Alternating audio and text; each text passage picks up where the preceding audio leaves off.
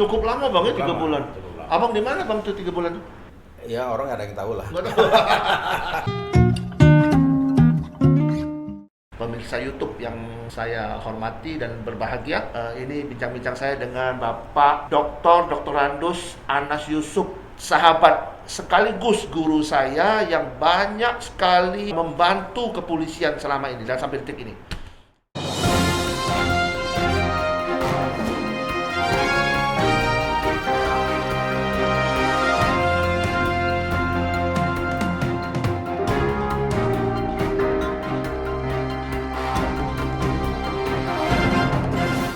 Penonton sekalian dengar sendiri kan, beliau sangat mencintai institusi kepolisian seperti saya. Darahnya ya polisi aja gitu loh. Terima kasih bang. Terima kasih. Waduh, Bang abang Robin. udah jauh-jauh datang ke tempat kami nih bang. Ya, saya atas nama kru di sini bang. Terima kasih. Abang tidak pernah berubah. Yang berubah hanya rambut aja. Saya ubah. Kalau dari tampang, dari apa nggak berubah bang. Abang ngaku aja bujang masih orang tahu. Abang itu mantan bujangan, mantan lu bang. Jika saya waktu itu kenal Bang Anas, waktu jadi kanit ya bang ya, kanit apa? Indak yang Indak. di gedung tua itu bang, yang lantai 2, ingat nggak tuh? Ya. Kalau kita buka pintu bunyinya keras banget, tuh kena pintu abang, kena meja abang. Iya. Itu masih kantor lama. Iya, zaman dulu abang nggak Zaman berubah. dulu, iya, iya. Nggak pernah Zaman berubah, dulu, bang. iya, iya. Nggak berubah sama sekali kalau saya lihat ini. Kami di sini bang, pingin sekali bang berbicara dengan abang tentang apa yang menjadi pengalaman abang selama abang berkiprah menjadi pejabat di kepolisian. Dan dari perwira pertama sampai kepada perwira tinggi yang abang capai kan.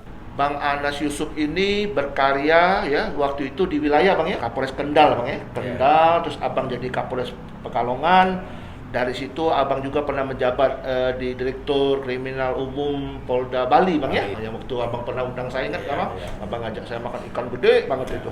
Dulu kalau nggak salah abang jadi Kabid Interpol bang ya, yang ngurusin apa orang-orang yang wanted itu bang ya. Iya. Yang mencari-cari orang itu bang ya. Fugitif. Positif ya gitu loh bang, kurang lebih gitu. Terus abang jadi Karo kalau nggak salah hubungan internasional divisi Hubintar bang ya. Iya. Itu abang pernah di situ juga. Itu luar biasa bang. Terus abang ngurusin hutan. Direktur Tipiter bang ya. Tipiter, Itu direktorat cari gara-gara bang. Karena nggak ada yang lapor bang. Abang nyari sendiri gara-gara itu. Itu kalau istilah saya bang. Lantas abang pindah lagi kalau nggak salah menjadi Kapolda Kaltim bang ya. Kapolda Kaltim, Kalimantan Timur bang ya. Wah, ngurusin kebon, ngurusin tambang, ngurusin apa kan.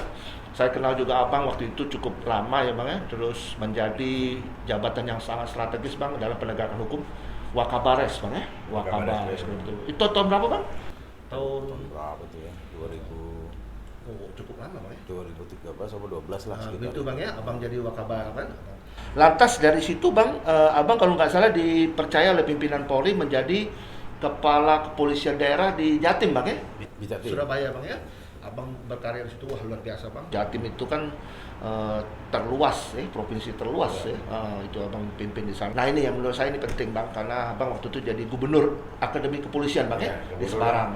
Gubernur yang tanpa pilkada. Ya, gubernur tanpa pemilu bang ya, pilkada tanpa. Bang Anas ini punya gelar yang cukup panjang ya, kalau menurut saya, Dr. Randus Anas Yusuf, Diplomatische Wetenschap.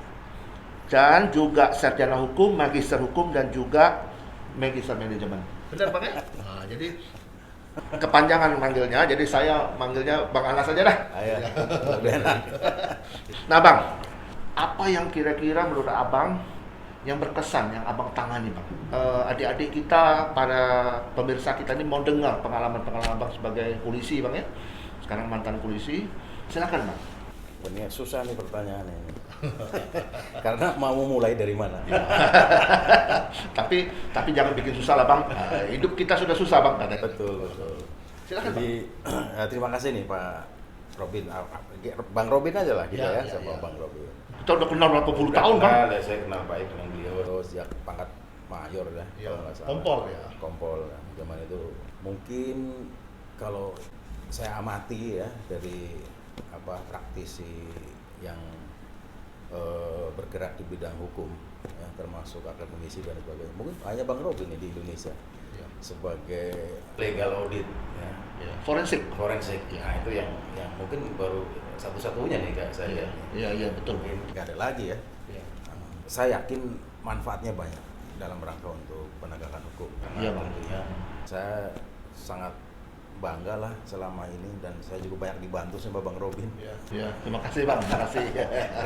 Penegakan hukum untuk memberikan suatu masukan secara independen ya, Iya, secara legal audit forensik. Malah kita dulu di Bali pernah ngadain Bang, abang kumpulkan Ya, anggota ya. kita kumpulin. Ingat kan di aula itu Bang?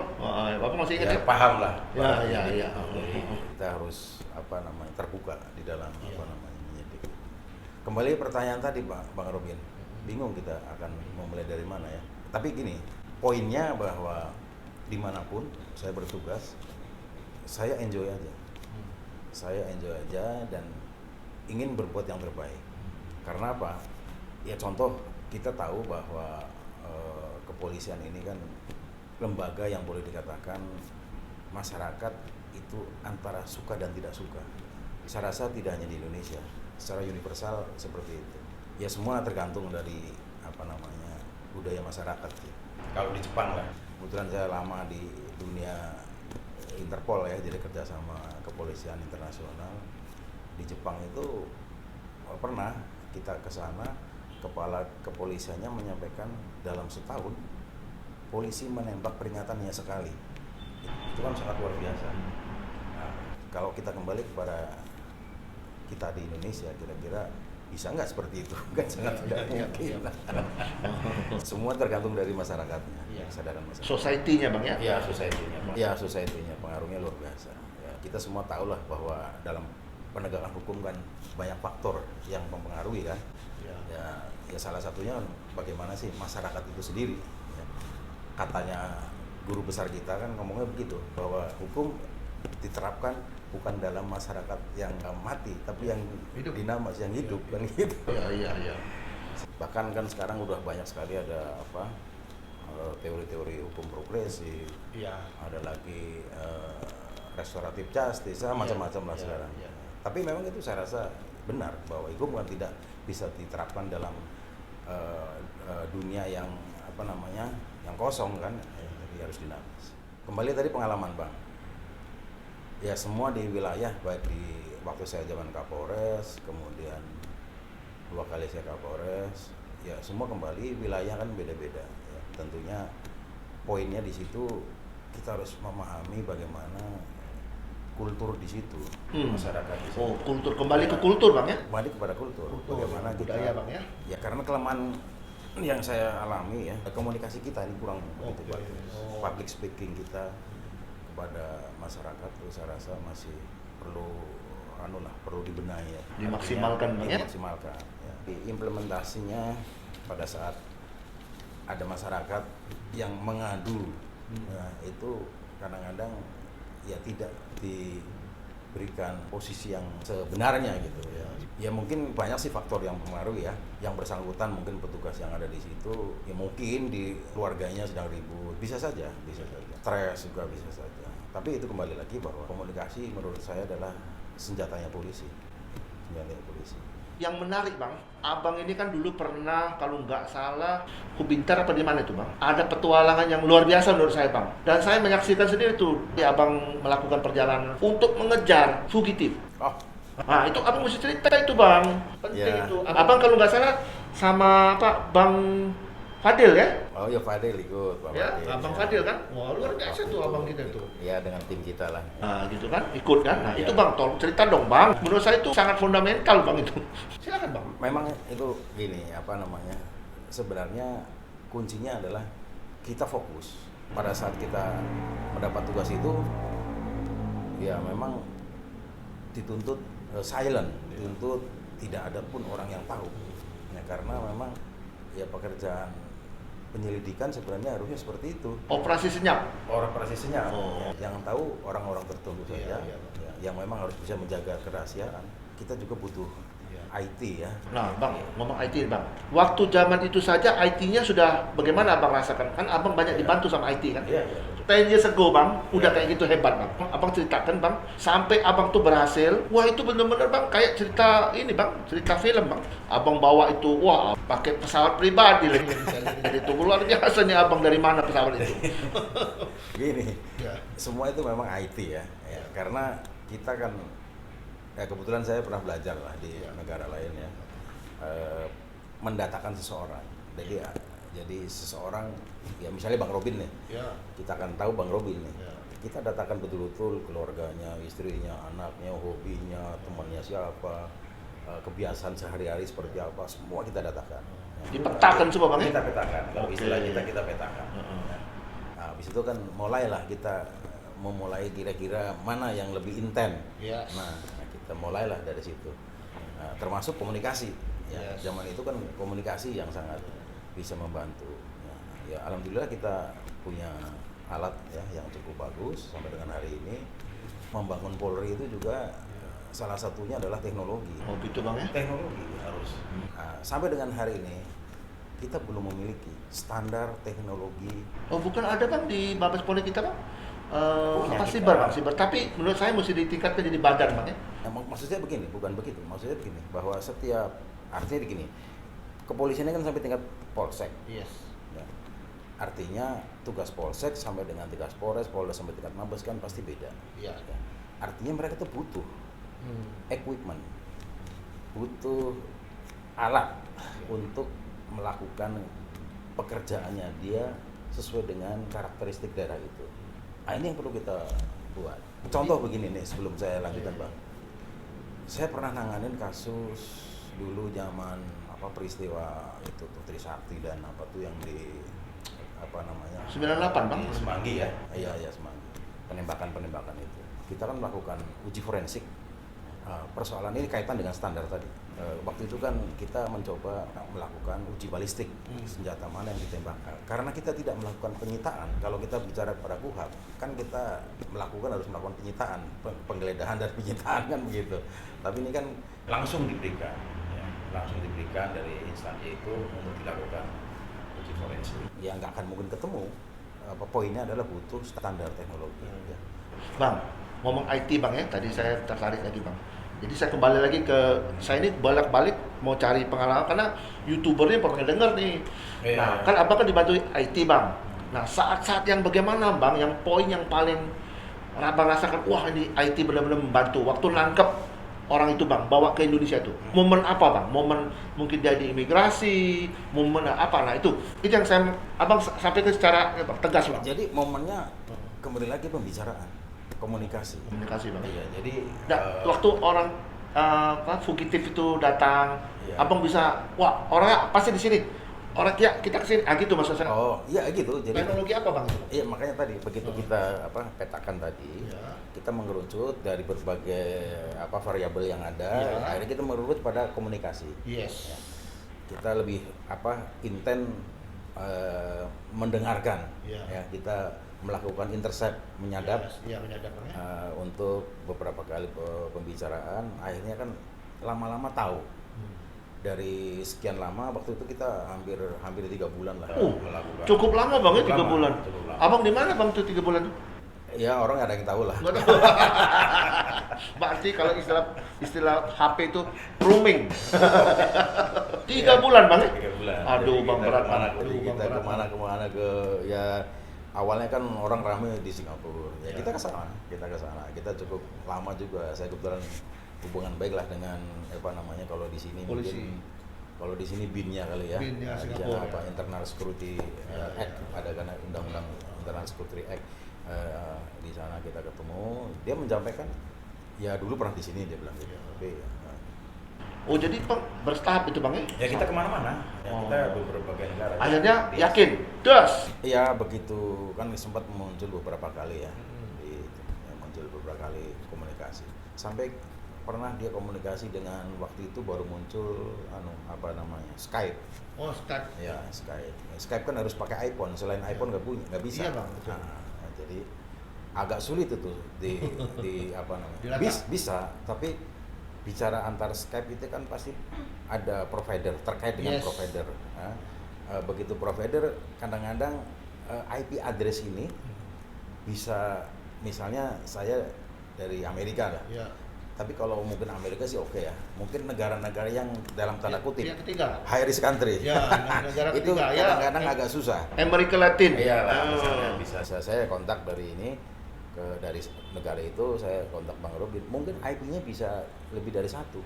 Oh. Itu yang susah. Ya artinya bukan susah, butuh waktu. Ya, ganti-ganti Bang ya berarti Ya, IP-nya. betul, Pak. Oke. Kebetulan pada saat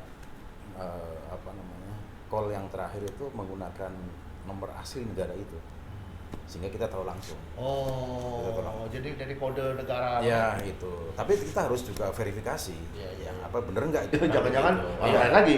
Sekarang banyak sih HP yang menggunakan nggak tahu nomor negara mana. Iya. Tapi ada di Indo. Tapi dari Indonesia. Iya. Artinya begini, pada saat itu kita verifikasi ke Telkom, karena Telkom kan ya punya negara ya. Jadi incoming call itu maupun keluar out itu dia tahu. Semua record. Iya, dia tahu. Gitu. Yang kedua, saya konfirmasi kepada Interpol sana. Nah, saya buat telek langsung. Ya, benar nggak bahwa nomor ini Anda dan ini benar. Dan terakhir ya kita tadi dengan digital forensik yang kita miliki, ya kita cek betul memang itu CDR-nya. Ya, akhirnya ya kita yakin di sana. Nah, dari situ mulailah kita moving ke sana. Terbang Bang ceritanya ya? Terbang. Ke sana langsung dapat Bang, waktu itu Bang. Iya, sebelum berangkat kita komunikasi dulu ke Interpol sana, otoritas sana. Oh, diamankan dulu di sana. Minta melalui polisi sana Bang ya. Dan ya alhamdulillah kali tadi kerjasama baik kita antar negara. Sehingga pada saat kita konfirmasi, dia paginya langsung merespon. Langsung benar apa yang Anda cari di negara saya ada. Ya ada, tapi dia minta keyakinan dengan minta itu semua kirim data dia, sidik jari termasuk DNA diminta juga. Jangan sampai salah maksudnya Bang. Iya, betul. Ya, nanti salah orang lagi Bang. Kembaran pun bisa Bang nanti. Kembaran pun bisa. Ya. Jadi kembali lagi tadi itu namanya teknologi itu perlu. Jadi menurut Abang Bang, teknologi lah yang membantu waktu itu Bang ya. Teknologi. Abang bayangkan kan Bang, waktu 2011 itu teknologi sudah gini, udah 10 tahun ini Bang udah luar biasa Bang. Maka tuh yang Abang tadi singgung soal hukum progresif Bang, itulah Bang jembatan keledai Bang untuk nyambung Bang. Kalau polisi akan ketinggalan kalau tidak ngikutin ini kan. Sangat. Seperti itu. Ya contoh yang gampang lah, analogi yang gampang ya. Dokter di seluruh dunia nyuntik pasien pasti pakai jarum suntik. Iya. Nggak mungkin pakai selang air. Iya. Nah itu maksud saya. Iya. Polisi di seluruh dunia pasti punya hal yang spesifik di dalam menangani suatu tindakan kepolisian. Begitu Bang ya? Iya, cara seperti itu. Oh luar biasa Bang, Abang punya pengalaman. Saya kira Bang, itu kan satu momen yang menurut saya tidak semua orang bisa mempunyai pengalaman seperti Abang itu ya.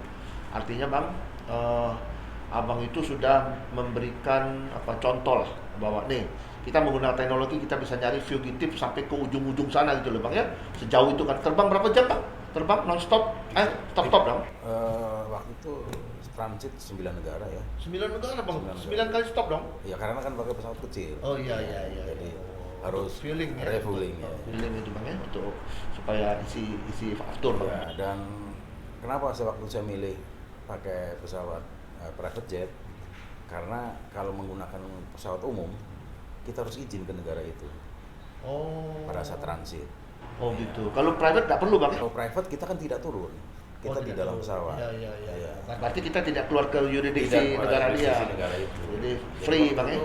Ya dengan inilah, dengan mengambil keputusan yang cepat, tapi semua alhamdulillah tepat gitu. Tepat Bang. Dan itu Bang, Abang bisa masih banyak rekornya Bang di Kompas yang ada tuh gambar Abang waktu itu segala itu. Menurut saya luar biasa Bang. Kita waktu itu menggunakan SOP yang berlaku universal juga. Selama ini kan ya mungkin ada sedikit keliru ya menurut saya ya. Kita pada saat membawa suatu fugitif harusnya bukan kita yang terbuka dan dia ditutup, kita harus tertutup. Saya kan waktu itu semua timnya nggak ada yang tahu karena kita menggunakan masker semua. Iya Bang. Hanya mata aja kelihatan. Terbalik Bang ya. Tapi si orang yang kita cari ya kita tunjukkan kepada publik bahwa ini loh orangnya. Iya. Kan begitu. Itu harusnya seperti itu. Iya. Terbalik Bang. Kalau sekarang saya lihat agak terbalik. Terbalik ya betul.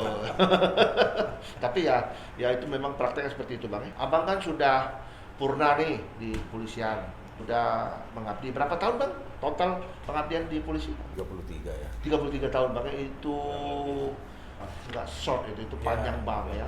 Suka duka abang ya. Nah bang, abang tahu kan sekarang kita ini berharap apa dari kepolisian bang? Kan bagaimanapun juga kan itu institusi kita bang, yang pernah abang besar. Saya pun juga merasa gitu bang. Saya ini bang sudah about 30 years bang bersama polisi. Waktu kenal abang berapa puluh tahun yang lalu, ya kan bang? Saya ngajar di reskrim bang, saya ngajar. Nggak ada tanda jasa bang, nggak ada bang. Megamendung ya. Megamendung ya, saya pokoknya berapa mau jadi siswa pasen ya waktu itu. Saya itu kan merasa bang bagian daripada ini nah. Ini bang, harapan saya juga mungkin pun harapan abang juga. Ini abang bicara sebagai mantan pendidik dan juga orang yang pernah di sana. Pakai hati bang ngomongnya bang, ini benar serius ini, karena saya juga menitip nih sama abang, apa harapan abang supaya nanti pimpinan-pimpinan kita nanti adik-adik yang jadi pimpinan ini bisa mendengarkan bang. Silakan bang. Ya mungkin dari pribadi saya, mungkin kan orang lain mungkin juga punya perspektif yang berbeda ya. Tapi poinnya menurut saya bahwa tiga hal sih ya yang paling penting. Pertama adalah bagaimana sih membangun profesionalisme. Iya. Kalau kita bicara membangun profesionalisme, kan nggak bisa juga tiba-tiba.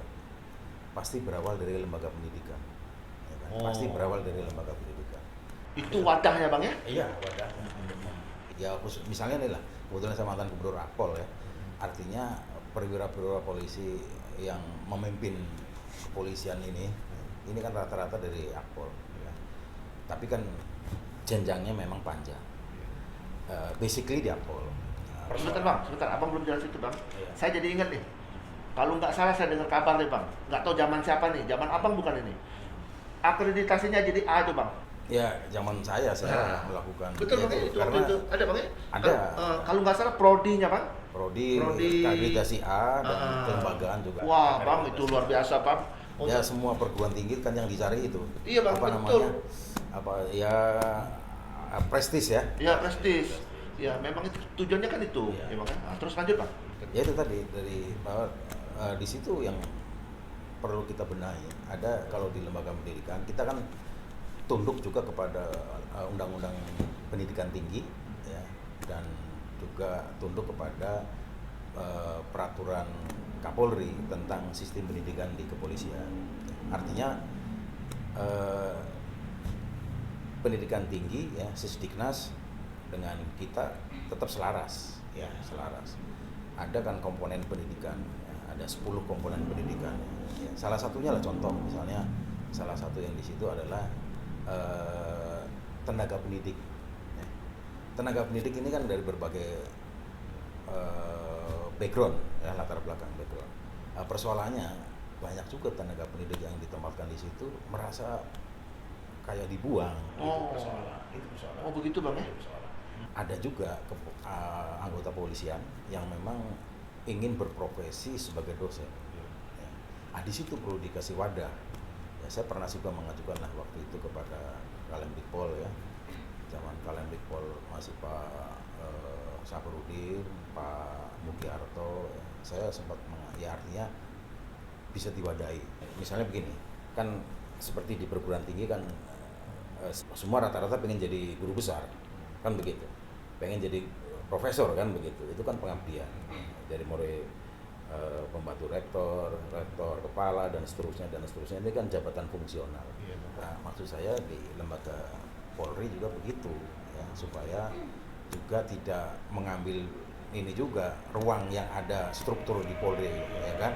Misalnya pengen jadi Kapolres, pengen jadi Kapolda. Ada juga rekan-rekan kita yang pengen pengabdiannya memang hanya jadi dosen. Bang, menarik yang abang bilang tadi bang, merasa dibuang. Jadi saya ini ingat gini bang, waktu di Biro Wasidik bang ya, teman-teman ya, saya itu yang bekas, waktu itu kan saya di Biro Wasidik bang, lama bang, cukup lama bang, 10 tahunan mungkin ada. Jadi teman-teman saya di Wasidik itu bang, banyak ngeluh, saya ini rasa dibuang di Wasidik ini. Saya bilang salah, Wasidik ini tempat kita belajar, lihat nanti. kasusnya banyak banget bang, Iya, kan? kita banyak belajar dan itu positif kan jadi kan bang? Kalau dia malaikatnya penyidik sebenarnya. Maka itu ya kan bisa bukan mencabut nyawa, mencabut jabatan. Kalau dia malaikatnya penyidik sebenarnya. Maka itu ya kan bisa bukan mencabut nyawa, mencabut jabatan. Malaikat penyidik. Nah maka jadi bang gini, jadi memang mesti apa kita turn over bang ya, balik putar balik, reroute ya cara berpikir yang abang bilang tadi ya.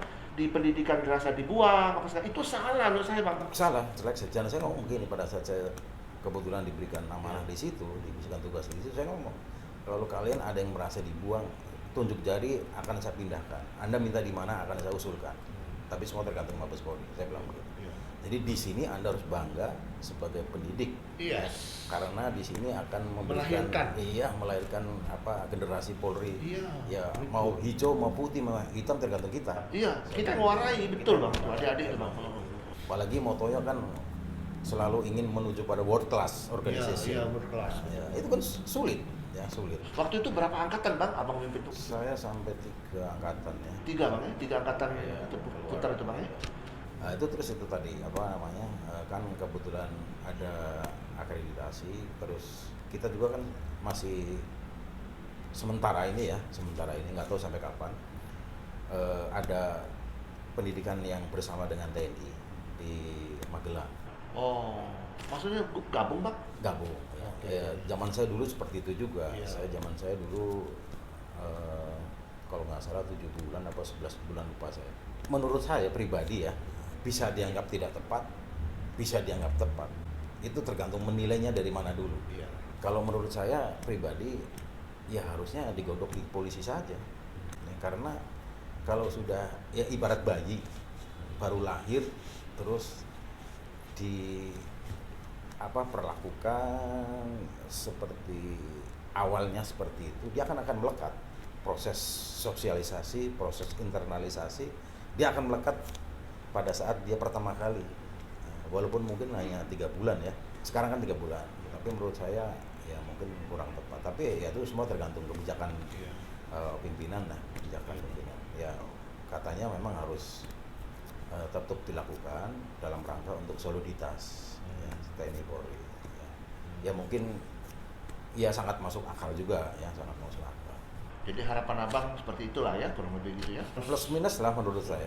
Jadi polanya harus dirubah bang, jangan dianggap buangan ya bang ya. Harus. Ini adalah lembaga yang dimana kita mencetak para pemimpin yang akan datang gitu. Iya. Kita sudah di season akhir nih.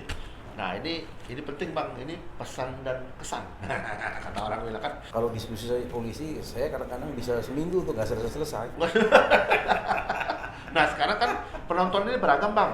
Mereka yang nonton ini bang, subscribers kami ini bang, banyak juga ke polisi bang, polisi adik-adik banyak bang. Ada mantan juga, ada macam-macam, ada pengamat hukum, macam-macam. Ada praktisi, ada lawyers, ada macam-macam bang.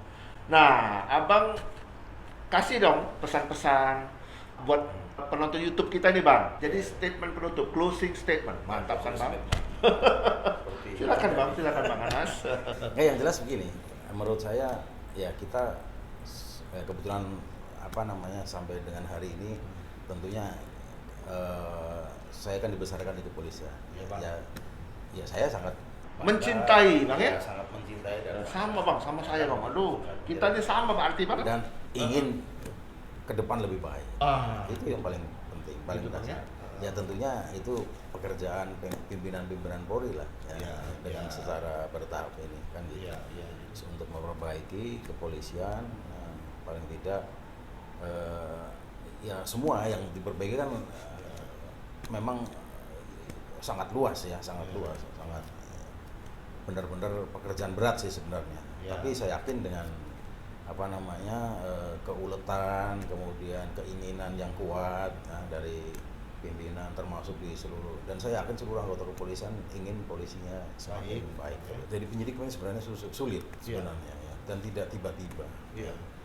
Ya kita lihatlah misalnya penyidik kan sumbernya banyak, bisa dari lulusan Akpol, bisa dari lulusan Secapa, ya, atau juga mungkin masih pangkatnya Bintara, pembantu pembantu kan sekolahnya berapa lama, kemudian dia apakah sudah pernah mengikuti kejuruan juga, Iya. dan tidak dijamin juga bahwa di dalam mengikuti kejuruan reserse di Megamendung maupun di negara lain ya, misalnya FBI atau BKA atau lagi negara lain lah misalnya ya, itu juga belum tentu menjamin dia punya kemampuan ya. Integritas, Iya. profesionalisme. Karena banyak faktor lain yang- Iya betul bang. Jadi kembali ke pribadi Don abang ya. Ya pribadi juga ya. Kualitas pribadi bang. Kualitas. Oh begitu bang ya. Sama ini juga keinginan untuk meningkatkan secara pribadi kemampuan. Iya, Ya. iya. Jangan merasa kita paling benar dan Iya. merasa kita paling bisa.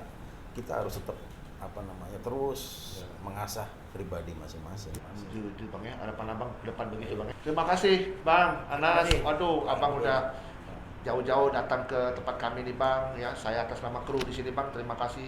Abang Terima kasih. sudah banyak berbicara, memberikan wejangan nasihat kepada adik-adik nanti di kepolisian ini bang. Saya simpulkan bahwa teknologi itu membantu, artinya teknologi ini menjadi salah satu cara untuk menegakkan keadilan bang ya. Ya salah satu. Salah satunya, Bang, salah satu. Dan Banyak harus- sekali persoalan. Ya, tidak ada jalan lain kecuali kita berubah, ya gitu bang ya. Karena berubah itu adalah keharusan, walaupun berubah tidak menjanjikan untuk lebih baik, tapi kalau tidak berubah pasti tidak baik. Abang jangan kapok-kapok ya bang ya. Terima kasih bang, salam hormat kami bang buat keluarga bang ya. Terima kasih.